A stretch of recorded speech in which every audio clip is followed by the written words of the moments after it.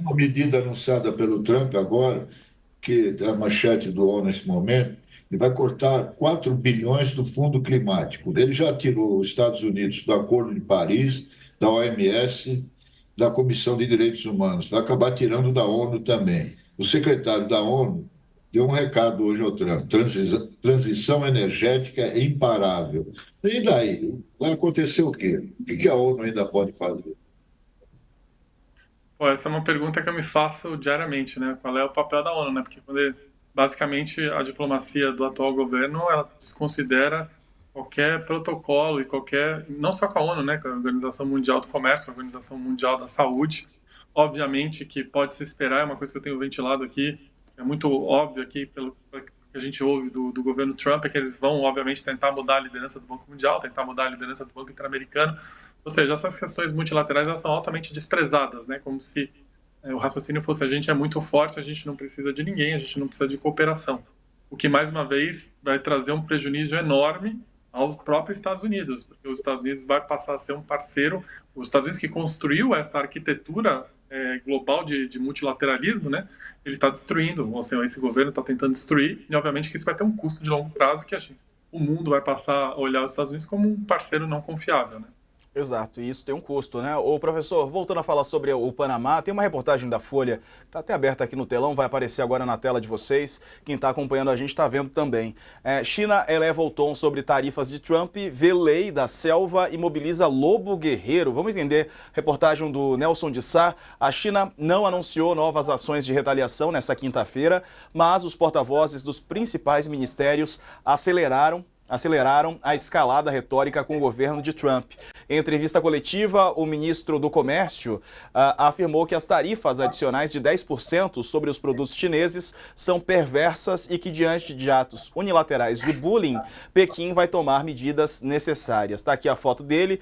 No Ministério do Exterior, Lin Jian já havia dito que Pequim deplora as novas tarifas, justificadas como pretexto do fentanil, e que pressionar ou ameaçar a China não vai levar a nada. Sobre a droga, é um problema para os Estados Unidos. Sua causa raiz está no próprio país, não no exterior. E reduzir a demanda interna por drogas é a solução fundamental. Hoje, falando sobre a ideia de Trump de limpar a faixa de Gaza e torná-la uma riviera imobiliária, Guo Jiakun, outro porta-voz, descreveu os movimentos de Trump como uma lei da selva ou uma lei do mais forte. Assim ele falou, o chinês. Outro sinal da escalada foi a confirmação por ele de que o ex-embaixador da França, na França, foi escolhido como representante especial de Pequim para assuntos europeus. É quem vai lidar a partir de agora com países da Europa, instituições da União Europeia, que conhece como enviado experiente buscando promover diálogo e cooperação. Ou seja, esses países vão se movimentando, fortalecendo laços que até então não estavam assim tão fortalecidos, porque os Estados Unidos eram um parceiro confiável, não demonstra mais ser. O como isso pode ser favorável à China, no teu entendimento, professor? Todo mundo perde, né? Mas, de certa maneira, os Estados Unidos podem perder também. Como é que está a expectativa interna, né? Diante de tantas ações do Trump se movimentando, né? Isso não pode causar prejuízos e um aumento de preços para os próprios norte-americanos? Essa discussão aí, ou o debate está muito polarizado, assim como aqui no Brasil, e acaba fugindo desses temas mais centrais e pragmáticos, professor? Bom, em primeiro lugar, que já tem uma discussão aqui, principalmente nos locais, assim, o que vai ficar mais caro com essas tarifas da China. E, obviamente, que quando teve um movimento muito forte aqui de vários setores da economia americana de antecipar a compra de fornecedores internacionais justamente para tentar gerar estoque para se preparar para as tarifas. Mas a gente vai começar a sentir os efeitos, principalmente dos produtos chineses chegando mais caros aqui. E, obviamente, isso vai bater na popularidade do Trump.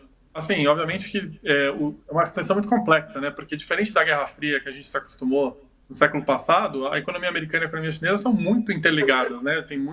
As cadeias produtivas são muito integradas. Então essa desintegração ela não é trivial. Obviamente que a China se preparou para o governo Trump, né? Uma coisa que eu percebi foi o lobby chinês aqui em Washington é muito mais profissional. E a gente tem obviamente, como você mencionou, né? Se os Estados Unidos abrir mão de cooperar com os parceiros, se os Estados Unidos tentar enfrentar aliados históricos, se os Estados Unidos deixar de ser um parceiro confiável, vai ter um vácuo de poder no mundo e, obviamente, a China ela vai ocupar esse vácuo naturalmente, principalmente no lado comercial, né? Não sei se é isso que o atual governo quer, mas que é uma oportunidade geopolítica que está sendo entregue de bandeja para a China, isso com certeza. O Trump, ó. O coach, eu não sei se você acompanhou, chamei de Trump, coach. E agora? Vou até te passar a palavra depois dessa, depois eu Não pego é a de novo. primeira vez, não. Não sei se a sonoridade é parecida, coach, o Trump, acho que não. Não tem explicação, me desculpe, coach. Vai lá, pergunte, meu amigo. É tanta coisa, professor, que, como você falou antes aí, realmente a imprensa fica perdida, né? Nós já tratamos de uns 10 assuntos e só falamos do Trump até agora. Mais uma coisa que ele anunciou aí, sanções contra o Tribunal Penal Internacional em Haia, que indiciou Netanyahu. O que vai, até onde vai parar isso? Ele vai declarar guerra ao mundo? Ele virou um imperador contra o mundo?